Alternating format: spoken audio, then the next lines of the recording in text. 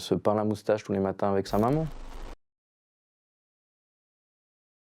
Elle a tout le stéréotype de genre masculin. Ça veut dire qu'elle a les cheveux rasés comme moi, et puis elle se peint la moustache tous les matins avec sa maman. Pour moi, je sais pas. Ça donne l'impression qu'en fait, elle se cache derrière quelque chose. Ça donne vraiment ce sentiment-là. On a l'impression que c'est un déguisement en fait. C'est un déguisement pour se protéger de ce qui l'entoure. Et ce déguisement-là, aujourd'hui, dans la dynamique sociale qu'on a, ça la porte et ça la pose sur une espèce de piédestal qui finalement pour moi la pousse d'autant plus à aller dans une transition de genre. C'est qu'elle est passée de la petite fille avec cet handicap et cette différence finalement qui avait de la peine à avoir des interactions avec les autres au fond de la classe où elle avait des copines, mais je veux dire elle avait cette différence qui était là, à la porteuse d'un drapeau et la porteuse d'un message avec des adultes qui viennent en disant tu fais ton coming out, t'as le droit de le faire, tous les gens qui disent que t'as pas le droit c'est des gens qui pensent mal, et en fait ça l'a vraiment du jour au lendemain ça l'a mise sur une position dominante vis-à-vis des gens qui l'entouraient. Donc aujourd'hui finalement un enfant qui a trouvé la possibilité de pouvoir exister est porté par des adultes et porté par un autre monde. Où vous voulez